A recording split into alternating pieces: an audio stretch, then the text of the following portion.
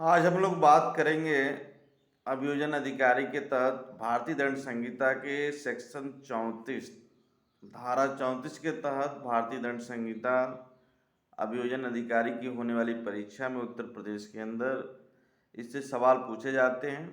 तो पिछले लेक्चर से मैंने जो है सेक्शन 34 के बारे में डिटेल में बताया था। थोड़ा सा आज बता करके मैं इस पर डिटेल केस लॉ के बारे में बताऊंगा, क्योंकि केस लॉ से संबंधित क्वेश्चन अभियोजन अधिकारी में पूछे जाते हैं, जिसमें 4 केस दे दिए जाते हैं, उसके सामने सेक्शन लिख दिए जाते हैं और यह पूछा जाता है कि कौन सा केस लॉ किस सेक्शन से रिलेटेड है। तो इसको भी आप लोगों को पढ़ना बहुत ज़रूरी है। तो सेक्शन 34 की बात थोड़ा सा कर लेते हैं। जब कोई आपराधिक कार्य कई व्यक्तियों द्वारा अपने सामान्य आशय को अग्रसर करने में किया जाता है, तब ऐसे कार्य के लिए उसमें से प्रत्येक व्यक्ति उसी प्रकार उत्तरदायी होगा मानो वह उसने अकेले ही ने किया हो। तो यह है कि कई व्यक्तियों द्वारा वह कार्य किया जाना चाहिए, एक से अधिक व्यक्तियों द्वारा यह कार्य किया जाना चाहिए, सामान्य आशय के साथ किया जाना चाहिए और अभियुक्त का अपराध में सक्रिय भागीदारी किया जाना जरूरी है। तो ये चीज़ें होंगी, इसको मैंने इस पर डिटेल वीडियो मैंने बना दी थी। अब आते हैं डिसाइडेड केसेज। डिसाइडेड केसेज में बात करेंगे वीरेंद्र कुमार घोष बनाम एम्परर, नोट कर लीजिए, वीरेंद्र कुमार घोष बनाम एम्परर AIR 1925 PCI के मामले में थोड़ा केस का फैक्ट देख लीजिए। के मामले बहुत ही कम समय रहता है यूट्यूब पर वीडियो बनाने के लिए, तो केस लॉ आप डिटेल में जो बुक से पढ़ लीजिएगा। थोड़ा सा हम बता देते हैं कि मामले में जब पोस्ट ऑफिस का पोस्ट मास्टर अंदर कमरे में बैठा पैसा गिन रहा था, उसी समय लूट की योजना के तहत कुछ व्यक्ति पोस्ट ऑफिस में घुसे। उन व्यक्तियों ने अंदर आकर पोस्टमास्टर को धमकी दी तथा पैसा देने को कहा। पोस्टमास्टर द्वारा इनकार किए जाने पर उनमें से एक ने गोली चला दी। पोस्टमास्टर को 2 गोली लगी तथा वहीं उसकी डेथ हो गई, वहीं वह मर गया। बाकी लोग तो भाग गए, परंतु अपीलकर्ता वीरेंद्र कुमार घोष, जो कि बाहर दरवाजे पर खड़ा हुआ था, लोगों द्वारा पकड़ लिया गया। साक्ष्य में यह साबित हुआ कि वह उन्हीं लोगों के साथ लूट करने आया था, लेकिन घटना के समय वह कमरे से बाहर खड़ा था तथा उसने गोली नहीं चलाई। घटना के समय वह कमरे से बाहर था, उसने गोली नहीं चलाई।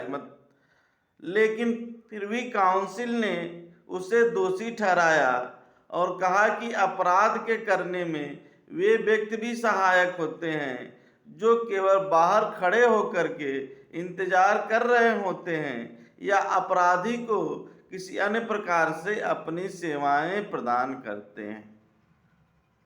तो इस केस को आप लोग, ये वीरेंद्र कुमार घोष की केस अक्सर एग्जाम में, चाहे PCSJ का एग्जाम हो चाहे APU का एग्जाम हो, जरूर पूछी जाती है। तो इसको आप लोग डिटेल में पढ़ लीजिएगा। दूसरी केस हम बता दे रहे हैं, इंदर सिंह बनाम emperor. Inder Singh versus emperor AIR 1933 Lahore LAH 814 के मामले में लूट कारित करने के उद्देश्य से 4 व्यक्ति A के घर में घुसे, लेकिन A वहां पर नहीं था।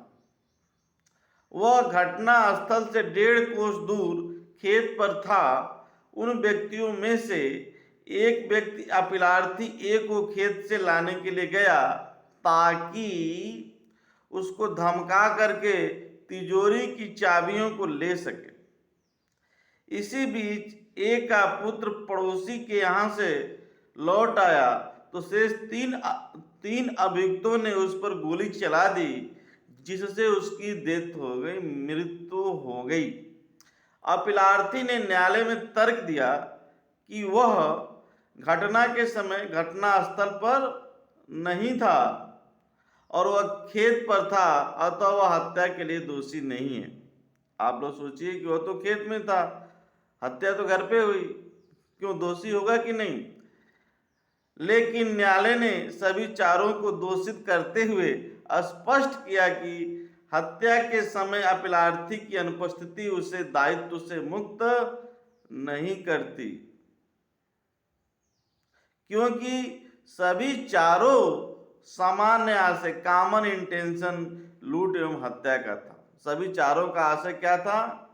लूट एवं हत्या का था, इसलिए जो है दोषी होंगे, लायबल होंगे। नेक्स्ट केस है भूपेंद्र सिंह बनाम हरियाणा राज्य। इस केस में के मामले में अभियुक्त तथा उसके साथियों ने सिनेमा हॉल में दुर्व्यवहार किया। जब पुलिस द्वारा पकड़ा गया तो वे सब भागे। जब पुलिस ने उनको पकड़ने की कोशिश करी तो वे सब क्या हो गए? भागने लगे। भागने में अभियुक्त ने हथियार से पुलिस आरक्षक पर हमला कर दिया। दूसरे ने रोकने की कोशिश नहीं की, जिससे मृत्यु हो गई। न्यायालय ने सभी को धारा 302-34 के तहत दोषी ठहराया। लखन साहू बनाम बिहार राज्य। सुरेंद्र चौहान बनाम मध्य प्रदेश राज्य। खांगू खान बनाम स्टेट ऑफ राजस्थान। हरवंश कौर बनाम स्टेट ऑफ हरियाणा और अनिल शर्मा बनाम स्टेट ऑफ झारखंड। ये 8 केसेज हैं। 8 केसेज आपको धारा 34 से रिलेटेड हैं। और एक बहुत महत्वपूर्ण केस है सामान्य आशय और समान आशय। एक है कॉमन इंटेंशन और दूसरा है सेम इंटेंशन या सिमिलर इंटेंशन। तो what is difference between common intention and same और सिमिलर इंटेंशन? ये भी एग्जामिनेशन के पॉइंट ऑफ व्यू से बहुत इंपॉर्टेंट है। और इसमें जो है सामान्य आशय और समान आशय में भिन्नता की बात कही गई है। इसमें केस है महबूब शाह बनाम सम्राट। महबूब शाह बनाम सम्राट का केस है AIR 1945 PC 118। उक्त वाद में मृतक अल्लाहदाद एवं उसके अन्य साथी नाव द्वारा सिंधु नदी के किनारे जंगल में सरकंडे की लकड़ियां काटने गए। रास्ते में उन्होंने मोहम्मद शाह स्नान करते हुए मिला। उसने कहा कि लकड़ियां काटने से मना किया, परंतु उन्होंने उसके बाद भी लकड़ियां काट कर गट्ठे बनाए। वे उन गट्ठों को नाव में रखकर चलने लगे। इसी बीच मोहम्मद शाह का भतीजा कासिम शाह वहां आया। उसने उन गट्ठों को वापस करने को कहा। अल्लाहदाद ने मना किया। इस पर कासिम शाह रस्सी पकड़कर नाव खींचने लगा। तब अल्लाहदाद ने उसे नाव की पतवार से धक्का दिया। इस पर कासिम शाह मदद के लिए चिल्लाया, जिस पर बली शाह और महबूब शाह मदद को भागे, जिनके हाथों में बंदूकें थीं। इस पर अल्लाहदाद तथा उसने गोली चलाई, जिससे वहीं पर उसकी डेथ हो गई। महबूब शाह और हामिद उल्लाह पर गोली चलाई, जिससे चोट आई। घटना के बाद बली शाह फरार हो गया और महबूब शाह गिरफ्तार हुआ। परीक्षण न्यायालय और उच्च न्यायालय ने महबूब शाह को धारा 34 की सहायता से दोषी ठहराया।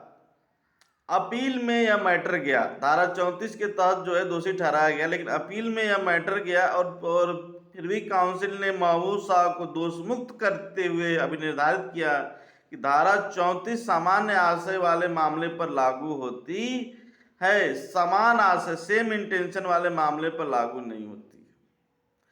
क्यों कि पहले से पूर्व नियोजित योजना नहीं थी इस केस में। इस केस में जो सारी घटनाएं घटी वह एकाएक घटी थी, इसलिए जो है अल्लाहदाद की हत्या के लिए अपरार्थी तथा बली शाह के बीच कोई पूर्व नियोजित योजना नहीं थी, प्री अरेंज्ड प्लान नहीं था, सामान्य आशय नहीं था यहाँ पर।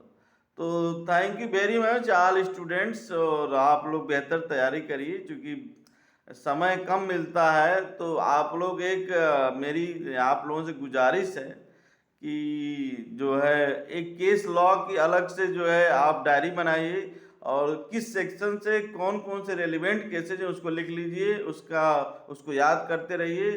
तो निश्चित ही एपीओ में आपके 4-5 क्वेश्चन जो है जरूर समझ में आएंगे। तो आगे के लिए कल फिर मैं अपना एक नेक्स्ट लेक्चर डाउनलोड करूंगा, आप लोगों के सामने हाजिर करूंगा। Thank you very much.